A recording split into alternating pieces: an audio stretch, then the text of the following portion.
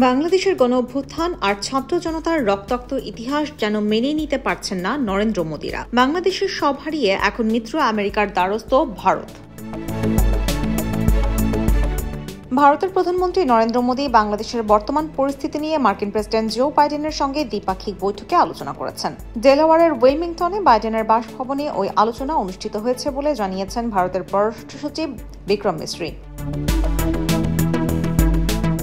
এছাড়াও ভারতীয় প্রশান্ত মহাসাগরীয় অঞ্চলে যুক্তরাষ্ট্রের নিরাপত্তা জোট কোয়াডের এবারের সম্মেলনের আলোচনায় উঠেছে বাংলাদেশের বর্তমান পরিস্থিতিও। উইলমিংটনে কোয়াডের সম্মেলনে বাংলাদেশ নিয়ে আলোচনার এই তথ্য নিশ্চিত করেছেন ভারতের পররাষ্ট্র সচিব। নিউ ইয়র্কে এক সংবাদ সম্মেলনে মিস্ত্রি বলেছেন, মোদীর যুক্তরাষ্ট্র সফরে অনুষ্ঠিত কোয়াড সম্মেলনের আলোচনার একটি মূল বিষয় ছিল ভারতের প্রতিবেশী বাংলাদেশের বর্তমান পরিস্থিতিও। বাংলাদেশের পরিস্থিতির বিষয়ে সেখানে মতামত বিনিময় হয়েছে। কোয়াড নেতাদের আলোচনার অংশ হিসেবে বাংলাদেশ ছিল কিনা সাংবাদিকদের এমন প্রশ্নের জবাবে মিশ্রি বলেন, এসব আলোচনা আঞ্চলিক বিষয়গুলোর অন্তর্ভুক্ত। এটা হয়তো এক পক্ষ অথবা অন্য পক্ষের দ্বিপাক্ষিক স্বার্থের সাথে সংশ্লিষ্ট, কিন্তু অঞ্চলের বাইরেও এর তাৎপর্য রয়েছে। আর এই প্রেক্ষাপটে কয়েকটি পরিস্থিতি আলোচনার জন্য এসেছিল। বাংলাদেশেও আলোচনায় স্থান পেয়েছে এবং বাংলাদেশের পরিস্থিতি নিয়ে মতবিনিময় হয়েছে।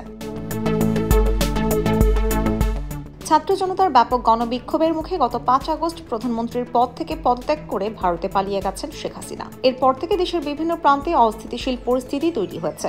গত মাসে শেখ হাসিনা ভারতে পালিয়ে যাওয়ার পর মোদী এক টুইট বার্তায় প্রেসিডেন্ট জো বাইডেনের সাথে বাংলাদেশ পরিস্থিতি নিয়ে টেলিফোনে আলোচনা করেন বলে জানিয়েছিলেন। আলাপকালে বাংলাদেশের দ্রুত স্বাভাবিক পরিস্থিতি ফিরিয়ে আনার উপর গুরুত্বারোপ করেছেন তারা। একই সঙ্গে বাংলাদেশের সংখ্যালঘু হিন্দুদের নিরাপত্তা নিশ্চিত করার বিষয়েও তাদের মাঝে আলোচনা হয়েছে বলে জানান Modi. IBTV USA, New York.